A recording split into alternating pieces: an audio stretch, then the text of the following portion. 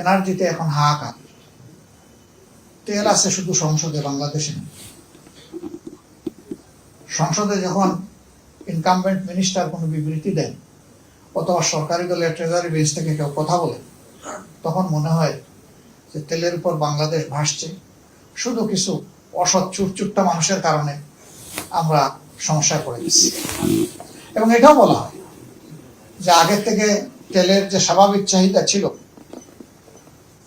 Iran versus ইসরায়েলের এই যুদ্ধ বাধার পরে এখন এই চাহিদা অনেকে বাড়াই দিচ্ছে।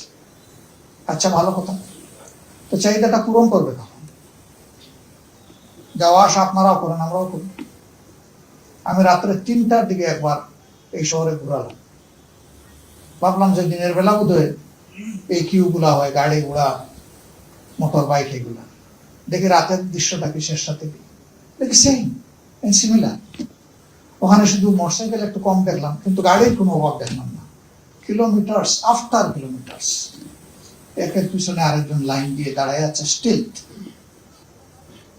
হুইলগুলো মুভ করছে না। কার এমন গরজ লেগেছে 5 ঘন্টা 7 ঘন্টা 8 ঘন্টা কিউতে দাঁড়াইয়া এখান থেকে বাড়তি তেল নিবে?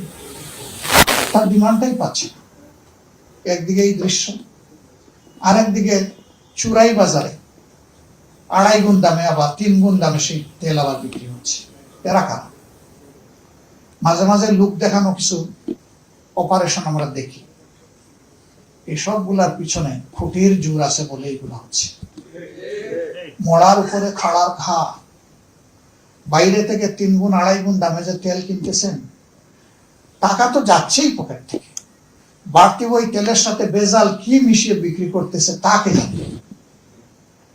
এবং অনেকেই এখন কমপ্লেন করছেন, তেল তো বললাম, গাড়ির তো চাকা ঘুরে না। একদিকে মানুষের পকেট কাটা হচ্ছে, আরেকদিকে এই মানুষগুলোর সম্বলগুলাকেও ধ্বংস করে ফেলা হচ্ছে।